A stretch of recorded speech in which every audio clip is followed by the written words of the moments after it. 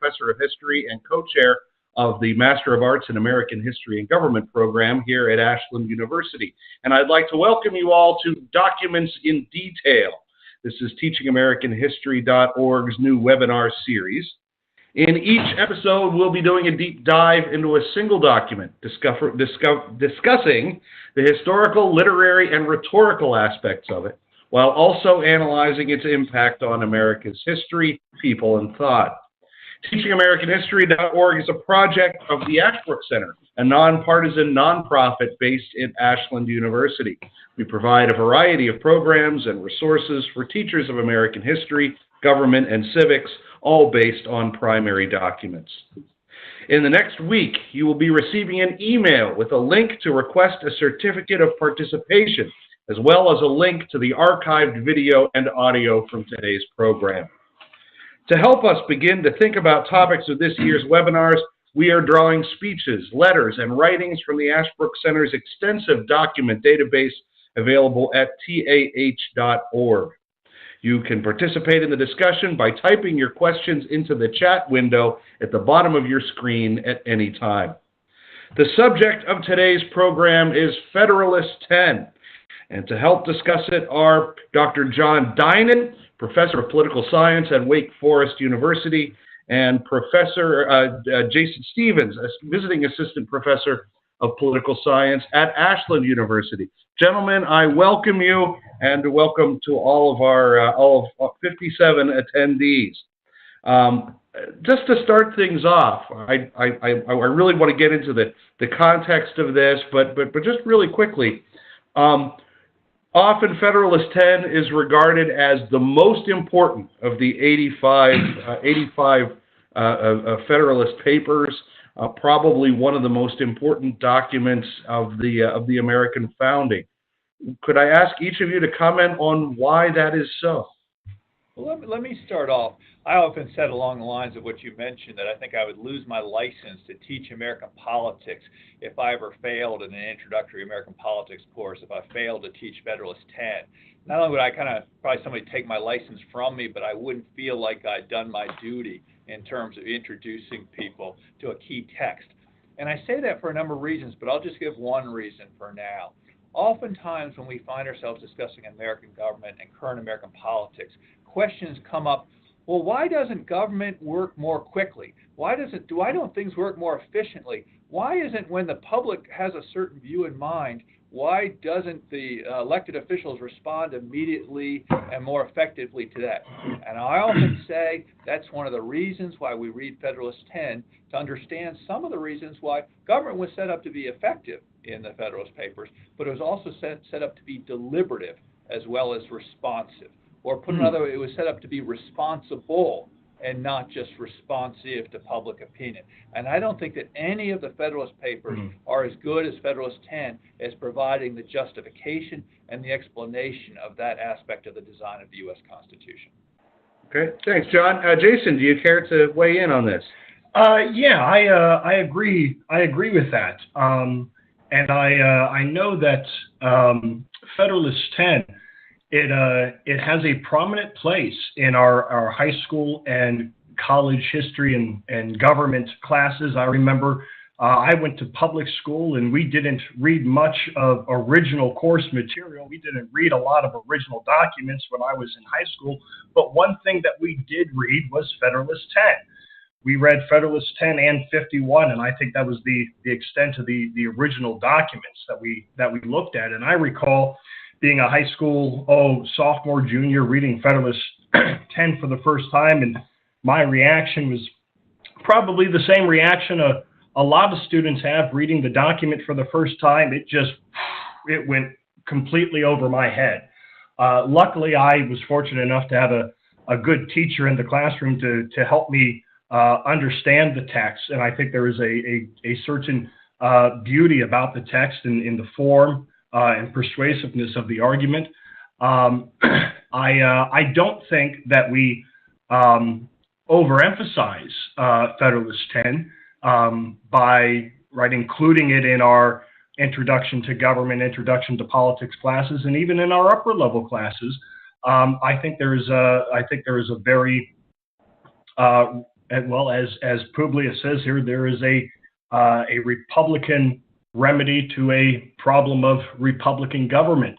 That argument is here in the text, and it's worth knowing. But I'll just add, as almost as an aside, that although we put a lot of emphasis on Federalist 10 today, I can find very little evidence that during the founding that Federalist 10 was that important to the founders. There's not a lot of other references to Federalist 10 per se, but that's not to say that the argument doesn't permeate the political philosophy of the founding. This is an argument that Madison gives us, not just in Federalist 10, but he speaks to many of the broad themes of Federalist 10 in his speeches during the Constitutional Convention, in his Vices of the Government of the United States piece, where he calls out the Articles of Confederation. This was an argument that Madison spent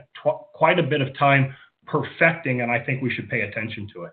Okay, thanks very much. Well, let's step back from Federalist 10 for a moment and look at the context. And I must say, I had read Federalist 10 any number of times. However, this was my first time reading Sentinel 1 and Brutus 1. And so I was particularly fascinated by the context of the discussion. Could we talk a bit about the argument that's being made by these two individuals and why that sets things up for Publius, James Madison, to make his famous argument? I'm glad to start off on that one. And let me start off with a crucial point that comes through from reading the AntiFederalists of Brutus and Sentinel, and that is the small republic argument. That was one of the key arguments and elements of the AntiFederalist view. They drew from Montesquieu, not only Montesquieu, but other previous philosophers.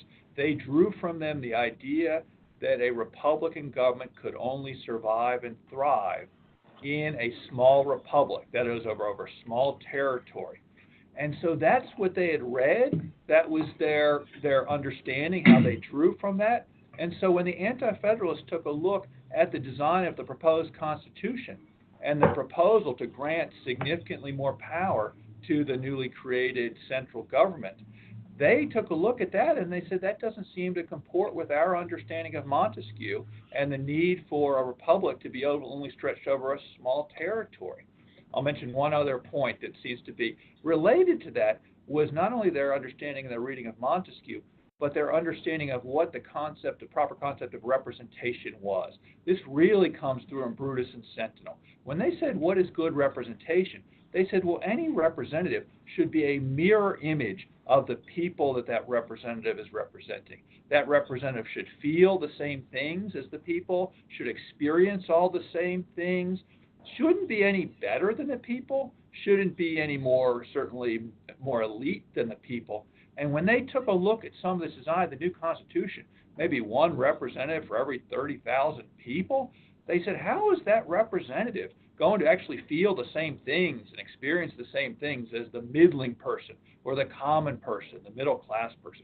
So on two crucial grounds, the Anti-Federalists were lodging a critique against the proposed Constitution. It was inconsistent with the small republic argument of Montesquieu, and two, it embodied a concept of representation that seemed to be at odds with their understanding of representation, of a representative being of the common people and having the same experience of the common people. That's the context in which Federalist 10 is reacting against. Yeah, and I agree with that. And on the point of the small republic, that is the Anti-Federalists, almost all of them are united in the belief that a free republic cannot succeed over a territory of such vast extent and containing the great population of the United States. Not only do the Anti-Federalists like Sentinel and Brutus and Melanchthon Smith, among others, say that, root their argument back to Montesquieu, to the great political and philosophical thinkers of the past, but they also go back to history, and they say, nowhere in the history of the world, in the history of the human race, have we seen a free republic expanded over such a great expanse of territory and over so many people. In other words, history gives us no example of where this would work in a place like the United States of such size. So just in Brutus 1, I'll just read a very quick portion from his text. He says, "History furnishes no example of a free republic, anything like the extent of the United States. The Grecian republics were of small extent. So also was that of the Romans. Both of these, it is true, in process of time, extended their conquest over large territories of country. And the consequence was that their governments were changed from that of free governments to those of the most tyrannical that ever existed in the world." And so the Anti-Federalists believe that if you try to establish Republican government over such a vast territory as the United States, you're not going to have a free Republican government. You will have a tyranny. Now, this is fascinating to me because I normally teach undergrads Western Civ, rather than the U.S. sequence. And when I talk about the Greeks and I talk about Athens, the students perhaps naturally tend to think, oh, well, Athens must have been some kind of a model for the founders. And I said, yeah, it was a founder. It was a model for what not to do. And I love sharing the quote from Madison, which I will mangle. Even if every Athenian were a Socrates, the Athenian assembly would still be a mob. Yeah. There's some questions that have come up already. From Joe Miller: do you believe our society's need for immediate gratification and a need for one pill to fix all has led us to lose sight of why the founders believed the structural setup explained by Madison in Federalist 10 was to prevent the majority from bringing immediate solutions to our current problems? Let me pick up on that, and I think that there's various directions which we could take that great question. Let me find one way of taking that question is, why does Federalist 10, in addition to being at a certain elevated language that's somewhat difficult to get into at first reading, why is it kind of difficult for some people to accept Federalist 10? What are some of the parts of that are most challenging to the modern sentiment? And I would say at least one of those is the following. Madison's whole purpose in Federalist 10 is to introduce the concept of majority faction. And that is the central problem that a Republican government has to face. And then he says, well, let's define a majority faction. A majority faction is a group of people who are opposed to the public interest. And so the first thing we have to get our arms around is a majority of the people can be opposed to the public interest. Now, that's in some ways, someone say, well, what else would be the standard of right or justice if not by what a current majority of people think? And so that's the first thing for us to get our arms around, I think, is, well, how can a majority be a faction? We can certainly understand a minority faction. We certainly understand the concept of some group out there, that some single interest group that might be opposed to the rights or public interest. But a majority of people, and so it forces us to confront the idea the majority sometimes can be wrong. A majority of the people can be misguided. It can be either short-sighted and not thinking long-term enough. It can be under the, it can be taken over by a passion, an ill humor that sweeps through a majority. It can be under the influence of a demagogue, a speaker who again speaks to their passion and not their reason. And so, of the various things that I take from the question, that great question that you raised is, what's most jarring to modern sentiments? That the majority, and whatever a current majority might feel, is not necessarily consonant with the public interest, because the public interest might lie outside what any current majority might feel.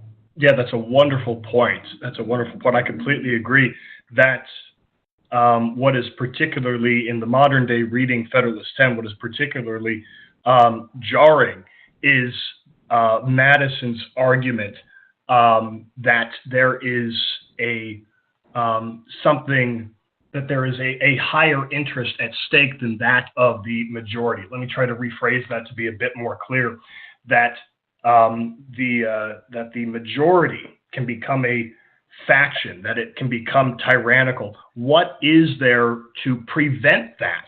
What is to prevent, to control and break the violence of majority faction. There is a solution to that problem in Federalist 10 that I think a lot of us, just given the age we live in, we don't think beyond the rule of the majority, that there's nothing there to check the rule of the majority.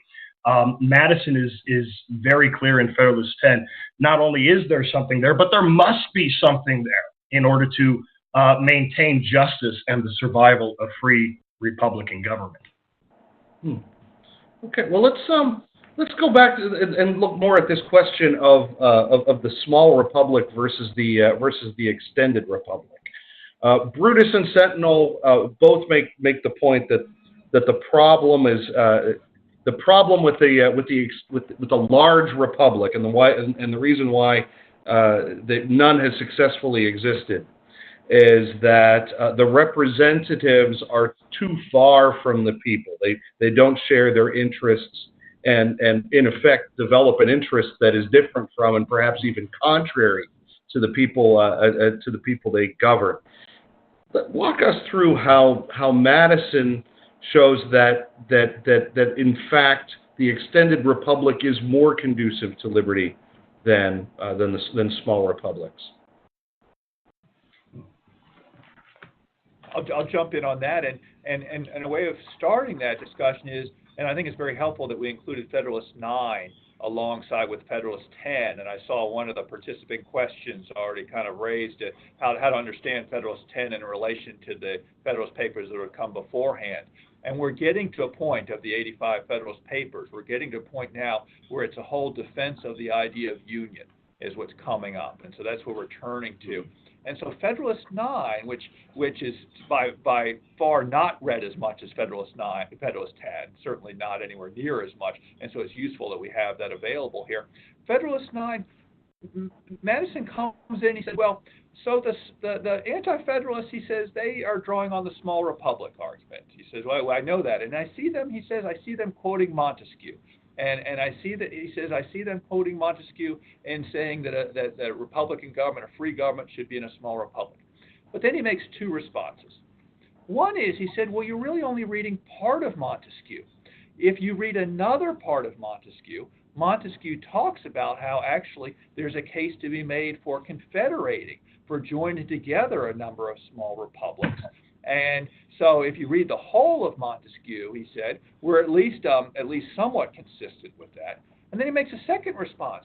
He said, if we're really following Montesquieu to the letter, he said, is what the Anti-Federalists are saying is that the state governments and their current size and the current size of the states, that would be a small republic? He says, Madison says, I don't think so. He says, our size of our states is already a good deal above the size of what Montesquieu's small republic would be. And so he starts to kind of say, first of all, let's be clear about how we're understanding Montesquieu. And then he goes on, and we'll have time to develop this in more detail, and so I'll just kind of start the discussion.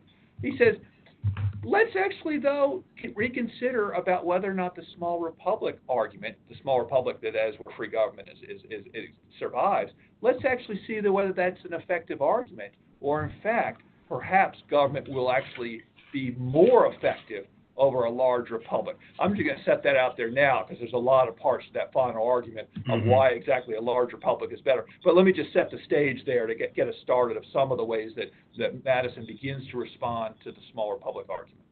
Yeah, no, I'm glad you brought up Federalist 9 because that also helps us to understand the previous point about that history furnishes from Brutus that history furnishes no example of a Republican government of the size of the United States actually working. When the Grecian and the Italian, those petty republics, as Hamilton calls them at the beginning of Federalist 9, they all devolve into tyranny. How are we to escape their fate? And part of the argument of Federalist 9 going into Federalist 10 is this new science of politics, Hamilton calls it, or Publius calls it in Federalist 9. Items in the science of politics that were either completely unknown to the ancients or imperfectly understood by them, such things as the separation of powers, legislative checks and balances, judges serving during a term of good behavior. And then the last two The fourth and the fifth item on that list of the new science of politics, and this, I think, gets back to John's question, the principle of representation, the principle of representation of the people in the legislature by deputies of their own election, and finally, the fifth item, and the last one, the enlargement of the orbit, or the extended sphere, the extended republic, the large republic. These are going to be absolutely necessary in order to control and break the violence of faction. This is where Madison is going with the entire argument of Federalist 10, towards these twin principles of representation and the extended republic. And what we see is that Madison, in combination with Hamilton on one of these rare occasions where these two men are actually working together to make the same argument, they have turned the anti-federalist approach completely on its head, right? Because the anti-federalists are saying a republican form of government can only work in a place that's small, composed of few people. And what Madison and Hamilton argue in the Federalist Papers is the exact opposite. No, it must be a large territory composed of many people in order to break and control the violence of faction. If it's small and doesn't have a lot of people, there is no cure for majority faction. Which is why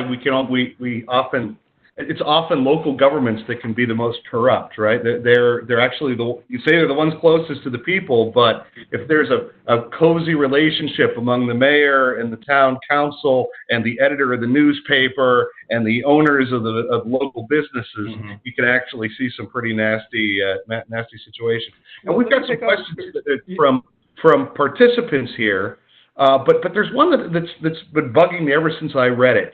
And in reading Federalist 9, he throws Montesquieu back in the Anti-Federalist spaces by bringing up the idea of a Confederate Republic.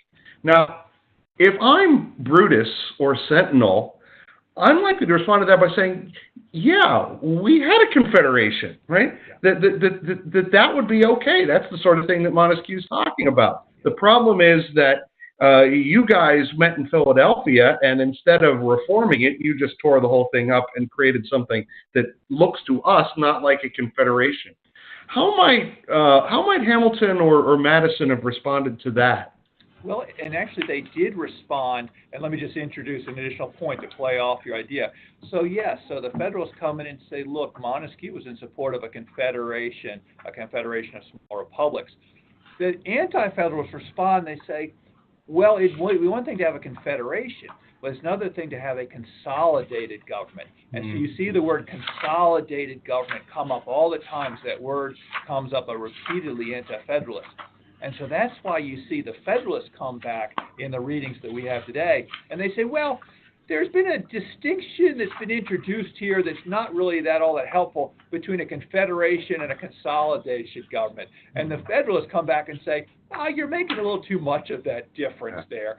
And the Anti-Federalists say, no, to the contrary, we're not making too much of that. That's the whole crux of the argument. We would have been fine with a confederation. That's what we had in place at now point. But you're trying to change that in a way that moves far beyond what we think that Montesquieu would have envisioned. And more important, it goes beyond what we think is conducive with Republican and free government by a consolidated government. And that's why I see Brutus and Sentinel and Malek and Smith, they go down all the parts of the Constitution, and they say, look what Article 1, Section 8 does in terms of giving power to Congress. Look at a little bit the power of the courts and the judiciary under this. They say that's not a confederated government anymore. That's the Anti-Federalist view. Okay. Yeah, and to say a little bit more about how Hamilton or Madison might respond to the criticism of the Anti-Federalists that the Constitutional Convention exceeded its authority in rejecting and replacing the Articles of Confederation merely than just reforming it. The nice thing about these documents is that they tell you, they give you an exact response to these arguments. For example, well, this point is made elsewhere in the Federalist Papers, but Hamilton will say in the Constitutional Convention debates, I just happened to pull this up here rather just quickly to get a textual note here, June 18th, Hamilton responds to this specific point in the convention, where he says, "The states sent us here to provide for the exigencies of the Union. To rely on and propose any plan not adequate to these exigencies, merely because it was not clearly within our powers, would be to sacrifice the means to the end." And what he means is what he means there is that the Congress under the Articles of Confederation, yes, had empowered the delegates with merely reforming the Articles of Confederation, but in order to secure the end of a union, in order to secure a union that was capable of responding to the exigencies of government. And Hamilton and Madison's point will be, if we merely reform the Articles, if we merely change them, we'll be turning our backs on the end that has been delegated to us by the Congress under the Articles. That is, to create a government that can respond to the exigencies that it may face. In order to actually fulfill that end, we're going to have to sacrifice the means. That is, we're going to have to, instead of merely reforming the Articles, we're going to have to replace it. That's one option. The other option is we could stick strictly to the letter of the means, but sacrifice the end and come out with a weak and ineffectual government. Hamilton and Madison would say, well, to avoid that, we'll sacrifice the means instead. Can I just play off of one final point off of Jason, and this will take us. I saw a question came up from Larry that I just wanted to kind of play off the participant questions, and that is, Larry asked the question, if I gather, he said, well, what was the view of Madison and Hamilton and some of the other founders towards state governments at that time in that way? And I want to take that opportunity to introduce another context of Hamilton and Madison and Federalist 9 and Federalist 10, was they asked themselves, well, how well are these state governments actually governing in the 1780s? Are they doing a good job, or are they not doing a good job? And to a great extent, certainly Madison and also Hamilton said, actually, the state governments are not doing a very good job, these small republics, or at least smaller than the federal government. They look at states such as Rhode Island that are printing up paper money in an improper and unwise way. They see other state legislatures acting precipitously, profligately, in ways that don't have the long-term interests of governing in mind. So when they weren't just in Federalist 9 and Federalist 10, they were certainly responding to Montesquieu. They were certainly responding to the Anti-Federalist arguments, but they were also, in a very real sense, responding, particularly in Federalist 10, well, how well are these state governments doing on their own in this confederation that we're going to live on? And they were struck by the disorder, the lack of effective government, and they said, this is not working. That was also informed the argument that they said on Federalist 10 for the need to extend the orbit and create a union. Okay. This, I think, sets things up nicely for a question from Billy Gallagher. He notes that in Federalist 10, Madison again and again uses the words Republican and Democratic. There are any number of historians, probably most famously Charles Beard, who claim that, in fact, the efforts of the founders in Philadelphia in 1787 actually represented an anti-democratic plan to pull back this spirit of democracy that had been unleashed by the American Revolution. Does Federalist 10 stand as a refutation, do you believe, of the Beardian thesis? Well, let me just say one quick thing on that. Well, Jason started off by making the important point that actually Federalist 10 has actually only been rediscovered, really, in the last 100 years. It probably did not play as prominent of a role as any other Federalist paper during the ratification debates of 1788.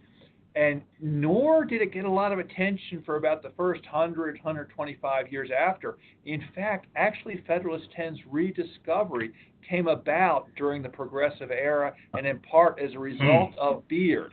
And the reason why that's the case is Beard and some others seized on certain passages of Federalist 10 in which Madison writes, he says, well, there's always going to be differences that are sown into the nature and faculties of men, and there's going to be these differences because some people are going to be able to acquire more property than others, and one of the tasks of modern government will be to adjudicate among this. So in a certain way, certain progressives actually are the ones that kind of are responsible for the rediscovery of that portion of Federalist 10. And then other people came about and looked at it, and we now kind of study it for all kinds of other reasons. So that's a bit of history there that builds on that great question. Yeah, that's very good. That's very, very good. And I think that in the text of Federalist 10, and in fact in the entirety of the Federalist Papers, there is from all of the authors, from the one Publius, there is this reticence, an extreme reticence to get behind the theory of democracy, small d democracy, because just for one reason, as Madison points out in Federalist 10, democracies can admit no cure of the violence of faction. They are as short in their lives as they are violent in their deaths. There is a distinction to be made, Madison says, between democracies on the one hand and Republican government, small r Republican government on the other. And those two main differences are, part of the new science of politics that we talked about in Federalist 9, the principle of representation and the expanded orbit of the territory, the large republic. And those two principles that distinguish democracies from republics, that is, again, Madison's solution. The point that Federalist 10 has been working towards by the end of the letter, that it's the very differences between democracies and republics that is going to allow for the preservation of justice and good government of the Republican form. Because, just to look at the, I don't want to get too far ahead of the discussion, but right, he'll say that. Let's see here. That's ready. Well, where is it? I'm trying to find it here. Right, he makes the 2 points of difference between a democracy and a republic. Here, I found it. This is paragraph 14. First, the delegation of the government in the latter, so in a republic, to a smaller number of citizens elected by the rest. Secondly, the greater number of citizens and greater sphere of country over which the latter may be extended. And so the very differences that Madison points out between republics and democracies is his solution for curing the violence of majority faction. Just one other point on that. I'm going to take us back to the paragraph right before where Jason was reading, and where he actually says, it begins, from this view of the subject, it may be concluded that a pure democracy, by which I mean a society consisting of a small number of citizens who assemble and administer the government in person, can admit of no cure for the mischiefs of faction. And he goes on to say, so pretty clear distinction then between a pure democracy and a Republican form of government. And this paragraph, he goes on to say, what's wrong? Why won't a pure democracy work? He refers to them as such democracies ever been spectacles of turbulence and contention, have been found incompatible with personal security or the rights of property. I think we had some of this quoted earlier in that sense, but just to go back to it. So he says, look, pure democracies aren't going to work. It's really only going to be republic. And we haven't really gotten into, we've touched on the main arguments, but what exactly is it about a republic that's more successful in that? I think that we're probably just getting into that, some of those particular arguments here in this discussion. All right. One of the points that Madison makes is that that in a republic, because they are elected representatives, that this will, quote, refine and enlarge the public views by passing them through the medium of a chosen body of citizens whose wisdom may best discern the true interests of their country and whose patriotism and love of justice will be least likely to sacrifice it to temporary or partial considerations. Why would he think this? I could easily imagine a situation where the classic demagogue appeals to not the better angels of our nature, as Lincoln might say, but to something quite the opposite of that. What makes Madison so so confident that elected representatives are going to be an improvement. Yeah. Jason, you going to jump in? Well, I was just going to say that I think that you raised an interesting point, John, that perhaps Madison is being a bit overconfident here. And this is actually one thing that my students will always latch onto and say, well, yeah, that doesn't sound quite right to me. That is that the representatives will always be those who are distinguished by their patriotism and love of justice.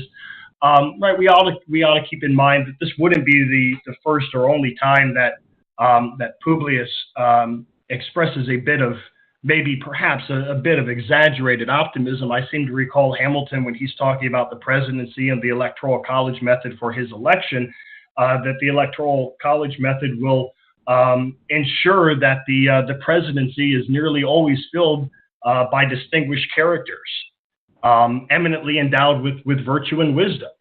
That also seems to be a bit of a stretch. So I'm willing to admit that maybe he is exaggerating things a bit, not to say there's not a defense that could be made for his argument here, but I want to turn it over back to John. You wanted to say something on this. Well, yeah, just picking up from that, and I just want to bring the Anti-Federalists in a little bit and then continue on with this argument, because the Anti-Federalists, they hear that argument, and they say, okay, so it's possible, I suppose, that this representative could be of the kind that you described, but it could also be a member of the elite, the upper class, someone who doesn't have the interests of the common person in mind. And so that's the Anti-Federalist response to that. They're very much worried about the same things that our students and people that we discuss Federalist 10 are today. And so I guess it really leads us to look in detail at Madison's response. What gives him that confidence that the representative will actually refine and enlarge the public views? And I take Madison in Federalist 10 to be making two key arguments there. One is he says, well, that we're gonna have in a large republic, at least, we're gonna have more people to choose from and more fit characters than we would in a small republic. So we really are going to elevate the quality of the people who are going to be the representatives. And that's one thing that he raises on.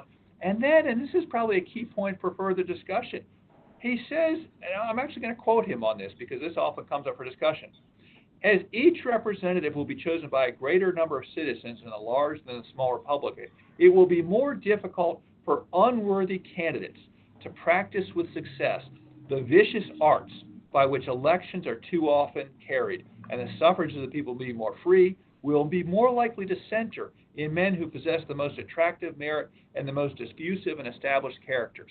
He seems to have a real confidence that if you have, imagine someone campaigning among a group of 100 people and trying to appeal to them. Now imagine somebody campaigning and appealing in a group of 10,000 or more. He says, you might get away with something when you're trying to appeal to 100 people. You might be able to whip them up in a frenzy and appeal to their baser passions.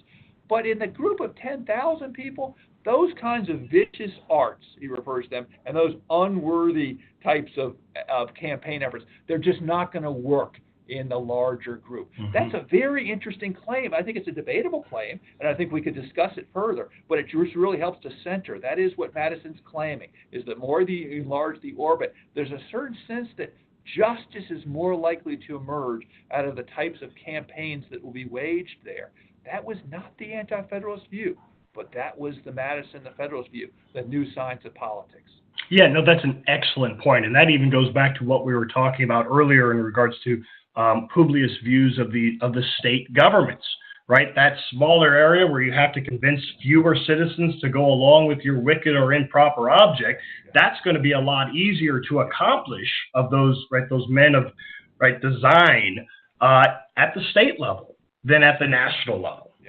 Now, that gets to what I consider to be a pretty important point, and I haven't been able to find the passage right there. But after having said that, over the extended republic will be more likely to get better men, but then he also seems to say, but at the end of the day, this doesn't depend on people necessarily being better, because we're going to have because another key aspect of having the extended republic is there are going to be safeguards built in to prevent these bad guys who may well end up still getting into power will keep them from causing too much harm.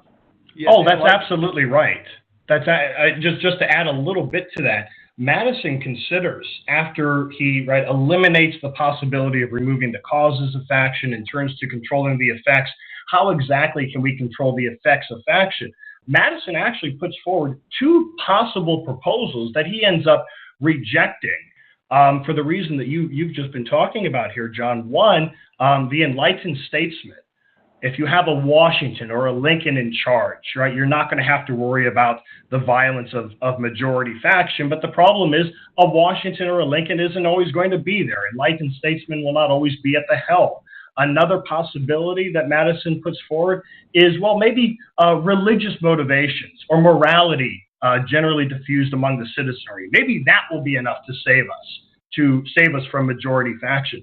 But in both of those cases, Madison rejects those possibilities because in such cases, you're relying upon accident or fortune to save you by hoping that the people will be good or stay good, or hoping that an enlightened statesman will be there to save you. And Madison, he doesn't want to rely upon accident or chance. He wants a system that is designed, even absent those enlightened statesmen, or even absent particular moral virtues, that the ship of state can still remain afloat. And I just want to pick up on that point as well. As Jason mentioned, there's really two-pronged argument to the end of part of Federalist 10. One is the concept of representation. A representation in a large republic will be better than in a small republic. Certainly it's better than direct democracy, and it's also better than representation in a small republic. But then there is that second part of the argument that we'd be noting. Not only will representation be better and actually cure some of the mischiefs of faction, but just the whole idea of extending the sphere in general. And is his second point. He says, I'll quote, "Extend the sphere and you take in a greater variety of parties and interests." I'm quoting from the fourth to the last paragraph here, the middle of that. "Extend the sphere and you take in a greater variety of parties and interests. You make it less probable that a majority of the whole will have a common motive to invade the rights of other citizens. Or if such a common motive exists, it will be more difficult for all who feel it to discover their own strength and act in unison with each other." Mm-hmm. One final line here. "Besides other impediments, it may be remarked that when there is a consciousness of unjust or dishonorable purposes, communication is always checked by distrust in proportion to the number whose concurrence is necessary." There's this sense that justice will eventually win out, or is more likely to win out in this larger sphere than injustice or ill design or other things. It's a fascinating argument in some ways that one of the advantages of this extended sphere over these state governments is that people, when you're operating under good motives, you're glad to work with other people and glad to work in concert with them. When you're acting out of bad motives, it's tougher to kind of join together. And that's exactly what a large territory will check, those people trying to coordinate based on ill motives. And John, what you were just reading there, that reminds me of one of the concluding lines from the other famous Madisonian paper that we referenced, but haven't quoted from, the other one that is often read in tandem with Federalist 10, Federalist 51, where, after saying if men were angels, no government would be necessary, Madison says this in conclusion: "In the extended Republic of the United States, and among the great variety of interests, parties, and sects which it embraces, a coalition of a majority of the whole society could seldom take place on any other principles than those of justice and the general good." I think that's exactly what you're talking about there. And I think that argument is a bridge between the two. Maybe I'm off base here, but when I hear that, it puts me in mind of Adam Smith's theory of moral sentiments, where he basically says, look, if you have a society that's built on love and trust and genuine affection, that's a happy society. But you can't expect that in most cases. It's good enough that you have a society that's based on self-interest, because self-interest can interest can coincide and clash at various points, and that's a sufficient engine to keep a society together. Have either of you seen evidence that Publius was inspired at all by Smith? There's been talk about the Scottish Enlightenment generally and its impact on on Madison in particular, but certainly that's a helpful way of looking at this. As we look at, we included Sentinel as one of the supplemental readings, the Anti-Federalist Sentinel, and Sentinel comes in that he says he perceives in the proposed Constitution, he said, you set up a clash of interests. He said, you're not kind of looking for unity, you're not looking for the kind of people to be appealing to the common good on their own necessarily. He said, you seem to have set up these clash of interests between the legislature and the executive and all the pieces of art. And he reacts violently against that, or vehemently against that. He says, that's not my understanding of good government. And so I think, if anything, the critic of the Constitution here, Anti-Federalist Sentinel, really helps lay bare what he perceives as, in some, not that Madison and Publius don't rely on virtue and a concern for the public good or concern for right living. They say in another Federalist paper that we presuppose some of that, otherwise Republican government would be necessary. But they're certainly not going to rely only on that. And that's the Anti-Federalists, they perceive that and they're troubled by it. It's fascinating. Just as a factual point, do we know who Sentinel and Brutus were? Not exactly. I mean, when it comes to Brutus's identity, there are a lot of possibilities that have been thrown out there. A lot of people believe he may be Robert Yates. Even some support the thesis that it was Melancton Smith and another guys. I see. Okay. Another question from Billy Gallagher. Madison argued that filters were in place to safeguard a republic. Given that very little direct elections were presented in the Constitution, are we today undoing Madison's very intention? Consider the Electoral College. Well, I guess there's several ways to go at it. First of all, one key point in that question is the understanding of the need for safeguards. And certainly in the Constitution, there were all types of safeguards set up. Yes, the one thing we should remember, though, is the members of the House of Representatives were directly elected by the people. So it was not that there was a whole complex design here, and certainly the House of Representatives was meant to be responsive to the people, at least in some sense. Perhaps not as responsive as the Anti-Federalists wanted. They said, how are these going to be people responsive if there's one person representing 30,000 people? And I'm just not confident about that. But that was certainly a support for direct popular election. Then we go to the Senate. Of course, the members of the Senate were selected by state legislatures at the time until the early 1910s. And the Electoral College, of course, as alluded to in the question, was a complex mix of the people playing a role and others. I would say that the only part of that, what I've just described, that we've moved away from is the Senate, where with the 17th Amendment in 1913, we introduced direct election of senators rather than state selection. But otherwise, the design and understanding of House of Representatives election stays the same, and the Electoral College remains intact. Now, I take it that part of the idea of the question here is, but isn't there an opposition to the Electoral College today? So isn't there, and we look at common discussion, particularly after the 2016 election, people are dissatisfied. I take it that's the point, and I guess that goes back to where our conversation started. We read Federalist 10, and it's somewhat jarring to us today, and that's one of the ways it's jarring to us. It does make the case that good governance does not always mean directly responsive governance to whatever any current majority might feel. Point well taken that that's not always persuasive to people today. Yeah, that's wonderful. That's wonderful. I mean, I haven't seen the recent poll numbers on public support for the 17th Amendment, but if I was to venture a guess, I would suspect that support for the 17th Amendment, the direct election of U.S. senators, of course, is in the 90 is upwards of 90% or even higher than that. I think though that with if you read Federalist 10 carefully, the more people who read and understand Federalist 10 and Madison's argument at the heart of this letter, that number, that 90% number, would drop. Yeah.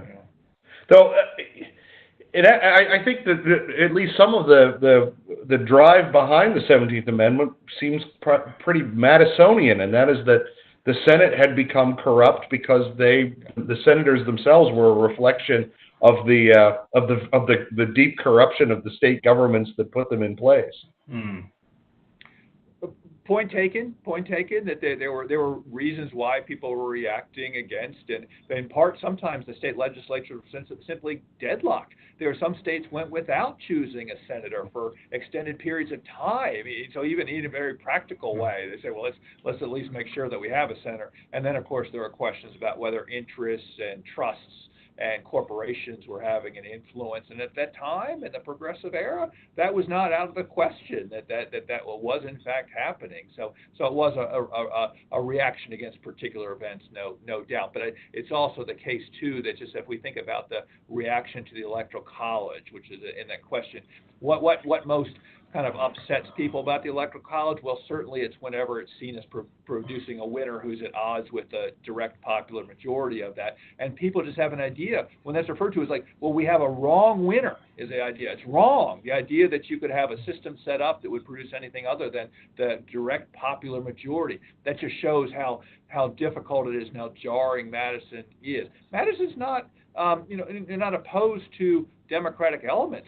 But he's more opposed, but I would say he's a supporter of deliberative democracy. He's a supporter of constitutional democracy. It's always that kind of a qualifier there, or he wants to refine and enlarge the public views. Certainly doesn't want to act against the public views. He wants to refine them, make them deliberative, and act in a responsible way. That element's a tough sell sometimes today in 2017.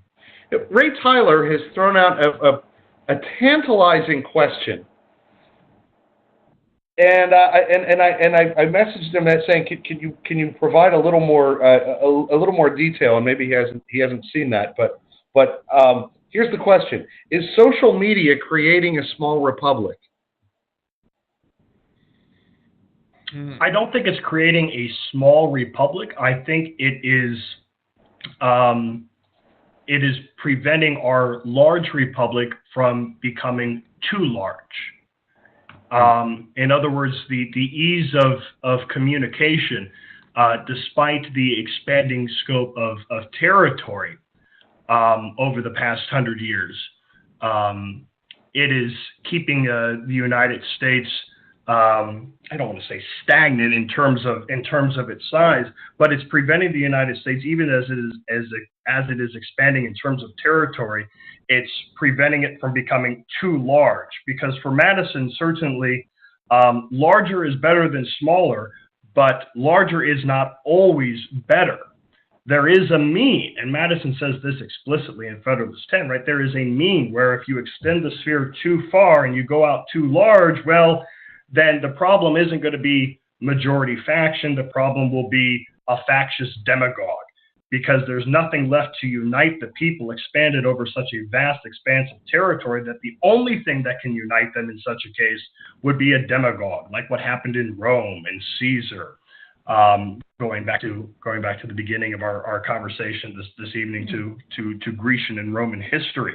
But yeah, I do think that social media, that the ease of communication, is preventing the American Republic from expanding its appropriate limits, as Madison foresaw them here in Federalist 10. John, you agree with that? Well, I guess we'd have to think. I mean, social media encompasses an awful lot in that sense, and so we'd have to think. I mean, sometimes social media at its ideal part, it allows people to connect with all kinds of different ideas and encounter all kinds of different parties, all kinds of different interests. The more I describe it that way, the more it sounds like a large republic of the way that Madison was talking about, is that is a way to kind of encompass all these different kind of interests and parties. But social media can also be a very different type, and I guess that's it taken in the question. Social media can really lead to a cocoon where people can unfriend people who disagree with them, and can be, you can only encounter, you can set things up so you can have media feeds. They say, well, what part of this particular Washington Post stories do you want to receive? Or what part of this CNN feed do you want to receive? And so you can filter things so that social media can lead to communities that would be actually quite insular, one might say, and actually just raising some of the problems, I suppose, that Federalist 10 was railing against, the idea that a single passion could sweep through such a community in a problematic way. or as Jace was mentioning, that a single person could kind of appeal in some ways in a demagogic fashion. So I suppose this is a long way of saying in my answer that social media can take on various kind of different forms. It could take on a beneficial form of the kind that I discussed, but it could also be of the troublesome point that Madison was concerned about in Federalist 10. Yeah, just to piggyback off that just a bit, the more I think about this, it's interesting, right? Because Madison in Federalist 10, he says that the problem is we want to try to prevent the combination of impulse and opportunity. Social media seems to make it a lot easier for us to combine those two things together, impulse and opportunity, right? Just one example of this, the ease with which marches and protests can be organized strictly through social media. Well, we just have about just a couple more minutes left. Do either of you care to make a closing statement, so to speak? I'll make a statement that will in some ways come back to and return to kind of point I started with, and that is, of the various things that I take from Federalist 10, and Federalist 10 is so rich, there's so many ways that we can engage with it. But let me just leave some of the key points that I like to engage with. One is, as I mentioned earlier, the idea that a current majority can be wrong. Or put another way, as Jace was mentioning, there exists a standard of justice outside of what a current majority might feel.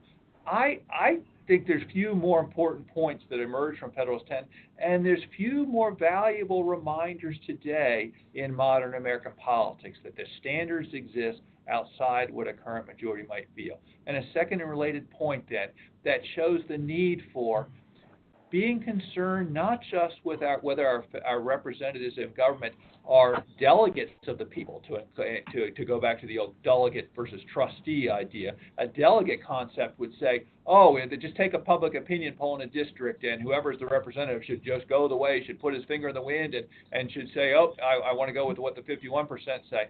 No, Federalist 10 suggests perhaps sometimes we should expect our representatives to be more trustees rather than delegates. And even if the immediate view of the people might be one way, perhaps a representative might be better positioned, might have more information, might be more away from the passions, that he or she might actually vote a different way and vote in the public interest. Those would be, if I think of how Federalist 10 lives today and still informs discussions today, those would be at least two ways that I would find valuable to draw out of Federalist 10. The importance of Federalist 10, the importance of Federalist 10 is not going away. Madison asserts that the latent causes of faction are sown in the nature of man. If that is true, that the causes of faction are a part of human nature, then Federalist 10 will always be relevant. And I think we see that when we look back over the short term of American history itself, going to the 1850s and the repeal of the Missouri Compromise by the 1854 Kansas-Nebraska Act and Stephen A. Douglas's doctrine of popular sovereignty in regards to slavery. That is Federalist 10. That's the argument that Madison is fighting against. Madison is giving a Lincolnian response in many ways. Well, he's giving a response in Federalist 10 in the same way that Lincoln responded to Douglas, I ought to say. That's Federalist 10 in another form, and I think that keeps coming back to us as the people look to simple majority rule as the determinant for the meaning of justice, that justice is whatever the majority wills it to be. Madison gave us an argument against that. And I think that is always going to be useful, and we should listen. All right. Well, that's all the time we have tonight. I want to thank both of our panelists as well as our participants for their great questions. Just a reminder about the email you'll receive with a link for a certificate of participation. When you get that link, if you click on it, you'll get your certificate. If you have enjoyed today's webinar, please consider taking an online graduate course through the Ashbrook Center, which are also offered as part of our Master of Arts in American History and Government program. affectionately known as the MAG. You can find more information about Ashbrook's online course offerings at teachingamericanhistory.org. Both Professors Stevens and Dinan teach in that program, I should add. You can help us spread the word about our programs by sharing the archive link, which you will receive by email next week. Share it with your colleagues, share it on social media, just share it. Our next Documents in Detail webinar will be Wednesday, April 19th, when our subject will be Elizabeth Cady Stanton's address at Seneca Falls. I'll be joined at that time by Dr. Natalie Taylor of Skidmore College and Dr. Emily Hess of Ashland University. The recommended readings for that webinar have been posted. So I hope to see you all back here on April 19th, and have a good night, everyone.